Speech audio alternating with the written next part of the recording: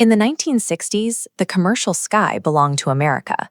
To break Boeing's heavy grip on the global market, an alliance of European nations, France, Germany, Spain, and the UK, banded together to form Airbus. This map traces the logistical compromise required to make the political partnership work. Manufacturing was scattered across the continent.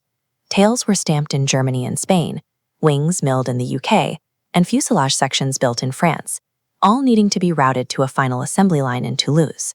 The sight of passengers boarding this Air France jet proved the fragmented multinational manufacturing model could actually produce a working, competitive aircraft. Still, relying on standard highway trucks and cargo ships to move these massive components meant deliveries took months. As airline demand surged to 3 new planes a day, this slow ground transit threatened to stall production completely. To clear the bottleneck, Airbus built the Beluga in 1994. Designed to swallow aircraft sections whole, this massive transporter slashed delivery times across Europe from months to a matter of hours. The company had solved the complex logistical problem of building airplanes by leaning on their core expertise. They built a highly specialized airplane. In 2004, Airbus launched the A380, weighing 575,000 kilograms with an 80-meter wingspan. It pushed the absolute physical limits of commercial aviation. That scale introduced a severe structural constraint. As seen in this internal wireframe, the 16-meter wide wings had to be manufactured as single, continuous pieces. Dismantling them would compromise the internal fuel tanks and sever the complex hydraulic lines running through their core. This unbroken structure broke the supply chain. At 16 meters across, the wing completely dwarfed the Beluga XL's 7.5-meter high cargo bay. Redesigning an even larger cargo plane just to transport these oversized parts would require billions of euros in engineering and engine upgrades. For a niche, ultra-large aircraft with low market demand, the math simply did not work. Building an aircraft on this scale ironically grounded the process of constructing it. Airbus had to abandon the sky and engineer a slow, grueling transport network across land and water. The solution is a multimodal route known as the Superconvoy. It begins at the Hamburg port, where specialized roll-on, roll-off ships consume entire wrapped fuselage sections right off the dock. The ship embarks on a 1,600-kilometer crossing through the North Sea, an area notorious for 5-meter swells. A single severe jolt from rough waters could fracture a 40 million euro wing, requiring the entire piece to be scrapped and completely rebuilt. To prevent microscopic structural damage, the cargo bay is monitored by cameras 24/7, and the crew physically inspects the tension on every securing chain every 4 hours. Upon reaching the French port of Saint-Nazaire, the components are transferred to specially designed flat-bottom barges. They trade the volatility of the ocean for the rigid, unforgiving constraints of the Garonne River. The barge's path is physically blocked by the Pont de Pierre, an 1810 bridge with completely uneven stone arches.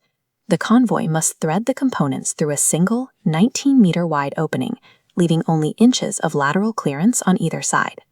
Lateral clearance is only half the equation. The vertical gap is entirely dependent on water levels dictated by ocean tides 60 kilometers away. The captain has an agonizing 3-minute window every 12 hours to slide the barge under the masonry at absolute low tide. Missing that window halts the entire pan-European supply chain for half a day. A multi-billion-dollar aerospace operation runs at the precise mercy of the moon and local water levels. Once clear of the river at Bordeaux, the parts face a 250-kilometer overland stretch to Toulouse. The cargo is loaded onto 50-meter-long super trucks, powered by 650-horsepower engines, pulling 96 individual wheels. Because of their immense footprint, these vehicles are legally mandated to operate exclusively under the cover of darkness, creeping along fully closed public highways.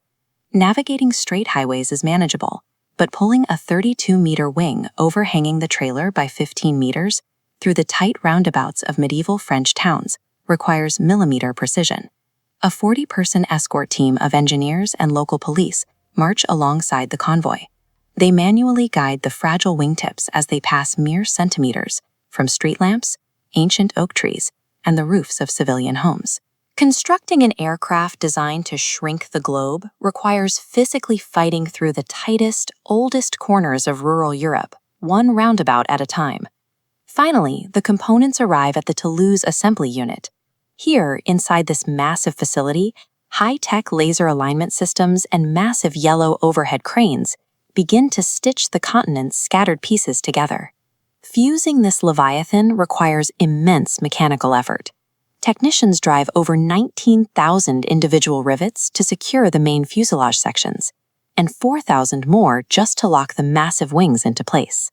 After 9 months of manufacturing, ocean crossings, river threading, and highway navigation, the result is a fully assembled 575,000-kilogram aircraft capable of seating 850 passengers.